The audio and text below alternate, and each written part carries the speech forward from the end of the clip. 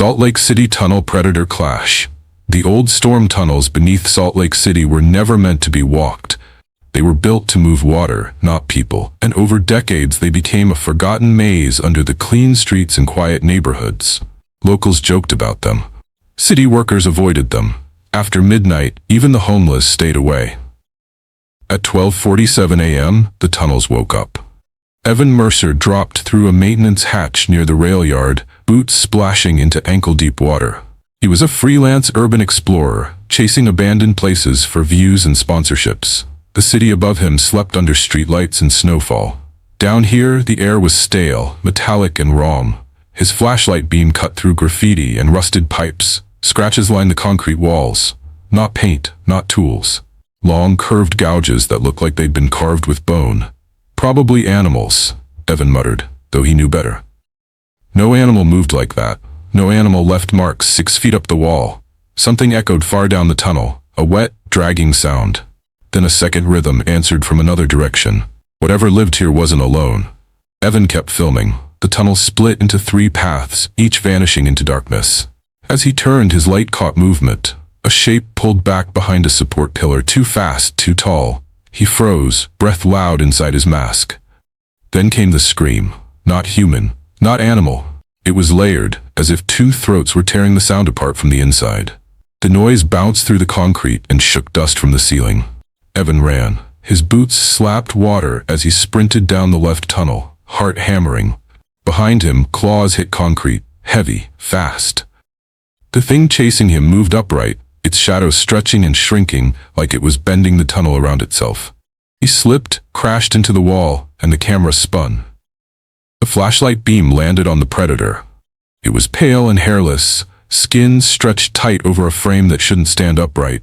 Its arms were too long. Its jaw unhinged wider than human anatomy allowed, rows of uneven teeth catching the light. Its eyes reflected white, empty of emotion. Before it could reach him, another shape slammed into it from the side. The impact was violent enough to crack concrete. The first creature shrieked and rolled. The second predator rose from the darkness, darker in color, thicker, moving with brutal confidence. This one had scars, old wounds. It knew how to kill. Evan crawled backward, trapped between monsters. The predators faced each other, circling. They communicated in clicks and guttural hisses that vibrated through the tunnel. This wasn't a hunt. It was a territory war. The pale one struck first, lunging low. The darker predator countered, catching its arm and snapping it sideways with a sound like breaking branches.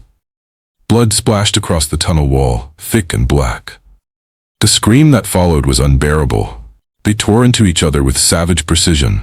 Claws sank into flesh. Teeth locked into shoulders and necks. One slammed the other into a pipe, rupturing it and flooding the tunnel with freezing water.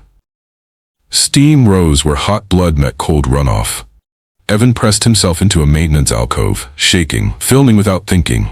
Every instinct screamed to run, but there was nowhere to go. The darker predator gained the upper hand, forcing the pale one down. It drove its claws into the other's chest again and again until the thrashing slowed. The tunnel fell quiet, except for dripping water and wet breathing. The winner stood, chest heaving, head snapping toward Evan. Its eyes locked onto him. Slowly, deliberately, it stepped closer. Each footfall echoed like a countdown. Evan tried to stand and his leg gave out. The camera shook as he backed away, whispering prayers he didn't believe in. Just as the predator reached for him, a distant rumble rolled through the tunnel. Sirens.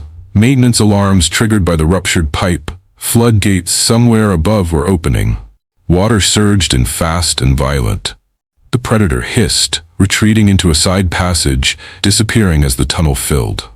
The dead creature was swept away, its body smashing against walls before vanishing into darkness. Evan barely made it. He clawed up a ladder as water roared beneath him, bursting out onto a frozen street as emergency lights painted the snow red and blue. Officials blamed a pipe failure. The footage Evan uploaded cut out right before the clash. Audio corrupted, visuals distorted. The city moved on. But deep under Salt Lake City, the tunnels still exist. And something survived that night. It didn't lose the war. It learned.